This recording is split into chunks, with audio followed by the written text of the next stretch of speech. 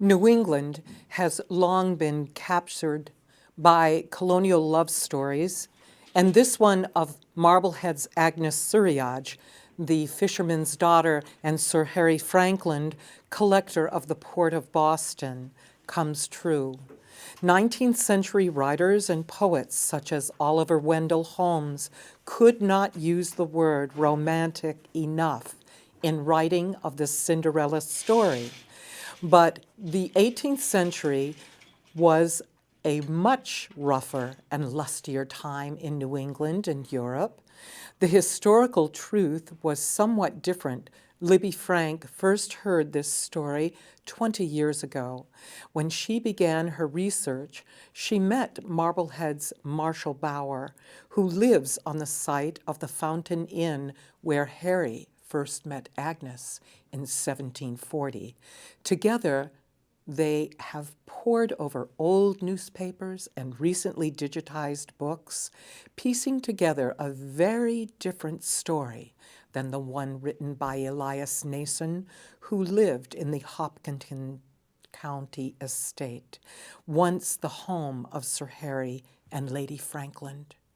The Frankland family saga, set in India, Yorkshire, London, Boston, Marblehead, Hopkinton, and Lisbon, is entwined with the East India Company, Massachusetts colonial government, and the slave trade. A rich environment for the powerful attraction of Sir Harry the dilettante and Agnes the comely, courageous girl who transformed herself into a grand lady and English dame. The colonial dwellings they occupied are long gone. Only traces of the garden terraces remain in the Hopkinton Inn. But the plucky courage and family loyalty of the codfish widows of Marblehead still resonate with today's listeners.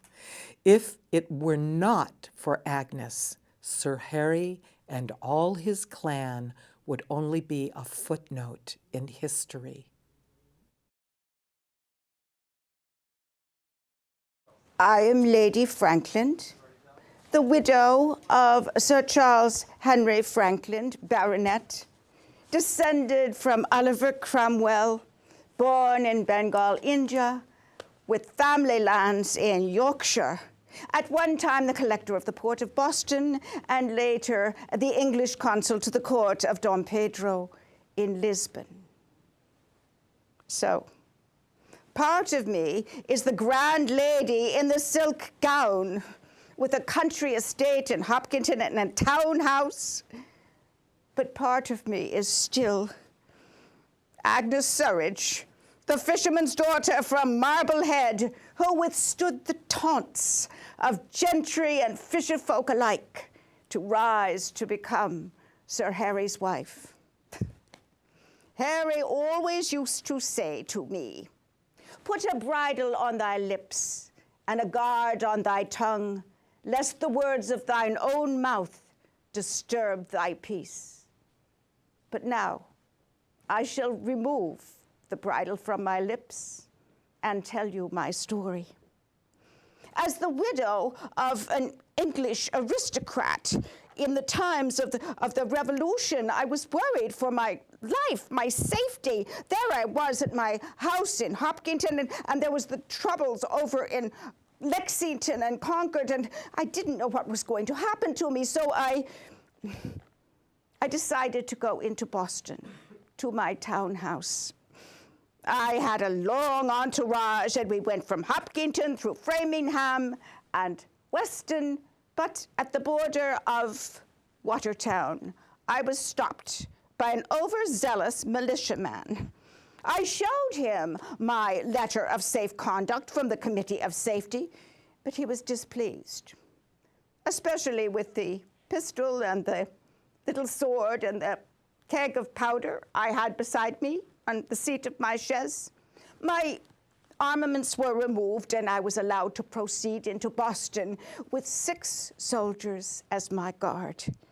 It was very difficult getting into Boston. There's only that one narrow little neck to get in and out of the city, and as we were going in, crowds of people were coming out.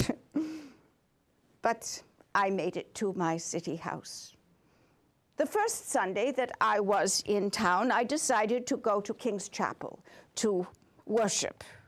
But I was not seated in my regular pew. Pew tax hasn't been paid in years, my lady. So they seated me in the gallery. As I looked down at the church below, I remembered the first time that I attended services there. Oh, the rituals of the Church of England were so very different from what I was used to. I was accustomed to the austere Puritan services. And as Harry led me to his pew, I could hear the whispers. There goes Harry and his mistress. We met in Marblehead in 1740. I was 14 years old. I was working at the Fountain Inn, which was a favorite spot for smugglers. I was wearing a ripped, dirty gown and barefoot, and I was scrubbing the floor, and I looked up, and there was the most beautiful man I had ever seen. His hair was tied back. He was wearing velvet breeches, an embroidered vest, and a satin jacket. But it was his hands that I noticed. They were white, like a lady's, and he was wearing rings. I stood up and I curtsied, and he said, "What's your name, child?" And I said, "Agnes Surridge, sir." And he says to me, "Well, Agnes, tell me, does Marblehead always smell like this?" "Oh, yes, sir," I said. "It's the fish, you see, the cod." "Well, Agnes, I need some men to unload my barrels of rum. Do you know where I might find some?" "Yes, sir, my brothers." "Bring them. I'll pay them well. And you too." And he took up my rough red hand in his soft white one and kissed it while staring into my eyes. Well, I ran home and told my brothers there was work. Now, my mother had told me what men like this fancy gentleman do to girls like me. But what is there for you, Agnes, but a fisherman husband, bearing child after child, never enough money? You're young and fine-looking. Who knows what you might become? Well, that elegant gentleman, Mr. Frankland, came back to the Fountain Inn again and again, and he told me tales of pagan gods, of Jove, Venus, Bacchus. He said, "In my chamber, I have a book with drawings of those divinities." Well, I did want to see the drawings in that book. So I went to his chamber. I was only 14. Well, soon after that, my mother and I went up north to visit my sister Mary and her family. I stayed there for a year. I returned, and Mr. Frankland had me educated in Boston. He had now been appointed the collector of the Port of Boston. It was a position with a rather low salary, but many opportunities to take bribes from the merchants and the traders. Well, I was busy learning how to be a lady. I was schooled by Master Peter Pelham how to speak as do the gentry, and the fishy folk of Marblehead. And I learned to read and write and cipher, and I always had to walk slowly, wear shoes, and hold my head up high. I liked the music and the dancing and wearing silk gowns. I was brought as an examination to parties at Governor Shirley's mansion, where I was introduced as Mr. Frankland's ward. Harry said to me, "My Uncle Thomas, when he dies, I shall inherit his title, and I will become a baronet. My wife, alas, must come from the finest family. And soon, Uncle Thomas did die, and Harry became Sir Charles Henry Frankland, and he was the guest of honor at many dinners in Boston. I was frequently snubbed completely. Oh, I heard the women talking behind my back.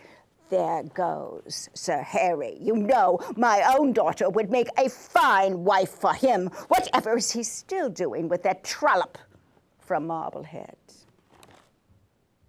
But Hopkinton was to the west, the land of the praying Indians, with forests and streams and hills and very low taxes.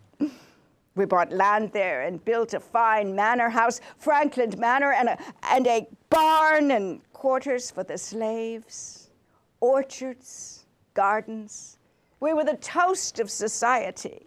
Everyone wanted to come to our fox hunts and our Christmas wassail parties.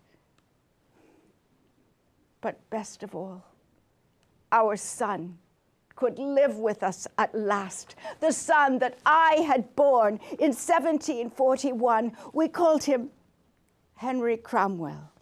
Henry for his father, and Cromwell for the family's illustrious ancestor. He had been living up north with my sister and her children, and Harry had them all educated, and now they could all live with us in Hopkinton. Oh, they ran through the fields and streams and rode and fished and whooped like savages. That was the best time of our lives, the golden age of Harry and Agnes. But then Harry's mother commanded that he go back to England to attend a court case. Aunt Sarah Frankland, the widow of Sir Thomas, was suing the family for a new will, and everyone had to go to court. Oh, it was a disastrous event. Lady Sarah got everything that she wanted: the lands, the house, all the household goods. All that Harry was left with was his title. Lady Sarah did have to pay all the court costs, a hollow victory. And Harry's family would not receive us since we weren't married. But Harry had other ideas. He said, I have friends who are merchants in Lisbon, and I think we would have good prospects there. So with nothing but his title and his connections, off we went to Lisbon, and we rented a villa and had slaves to wait upon us. But then he said, I've thought long on this, and I believe that we would do better if we were married. As man and wife, my family and the merchants here would receive us with more respect. In a tiny chapel, a Portuguese priest married us. Above the chapel door, it said in Latin, "Our vows performed, we go in peace." And we went back to England, and yes, we were received with great respect. And then back to Portugal. Oh, those wonderful days in October, so warm and glorious, and we did not have to worry about the coming New England winter. November 1st, All Souls Day. Harry went in his carriage to the cathedral to see the pagan rituals. I stayed home. Suddenly, the house began to shake, and I ran outside and the house fell down. I heard the roar of thunder and screams and flames, and I was looking for Harry. Then I heard his voice. He stood up and he pointed to his crushed carriage and dead horses. He was bleeding but alive. We sent word to England and Boston that Sir Harry and Lady Frankland had survived the earthquake. We went back to Boston. He was still the collector, and we had a house and gave many parties, but he no longer was the handsome rake of 24 that I had fallen in love with. His joints ached. He gave up his position and went to Portugal as the consul to the king. But his gout made him suffer so, and we went back to Massachusetts for one final visit, and then to Bath, where he could take the waters daily. He died in January 1768. I was a widow. So here I am in Boston, waiting for my ship to take me to England. Farewell, Massachusetts Bay Colony. Farewell, Marblehead, reeking of codfish and gossipy Boston. But Frankland Manor I shall miss most dearly, especially in the spring, when the fruit trees and the lilacs bloom.